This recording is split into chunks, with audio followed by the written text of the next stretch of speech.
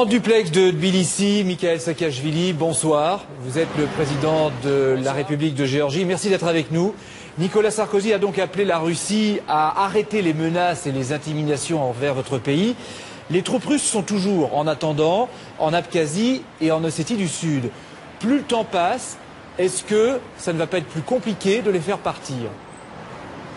M. Poutine, il a décidé à Moscou que les gens ne peuvent pas retourner à leur propre maison parce qu'il a décidé que ce n'est plus leur maison. Donc c'est une situation tragique. On parle de la situation dans le continent européen qui est très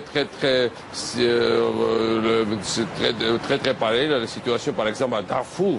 Donc en XXIe siècle. Donc c'est pas normal. C'est vrai. Juste cette question.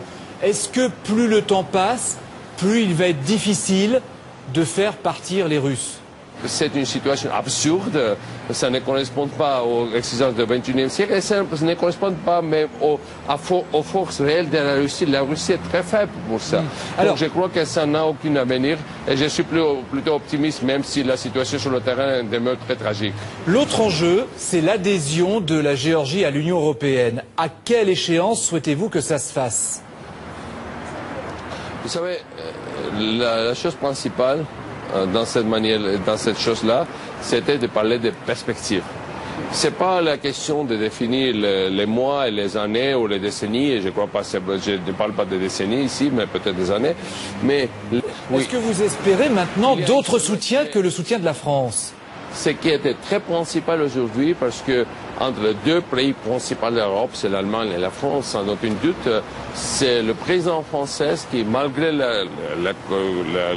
l'esprit qui existe en Europe, et nous sommes tous au courant, il a osé, il était courageux pour dire, OK, malgré tous les problèmes, ce pays, c'est un pays qui peut devenir un jour même de l'Union européenne, parce que c'est une chose réaliste, c'est quelque chose qui est là. Vous savez par ailleurs, pour terminer, que ce voyage de Nicolas Sarkozy intervient dans un contexte particulier vu de France, puisqu'il y a une campagne pour la présidentielle, ça vous a pas échappé ça?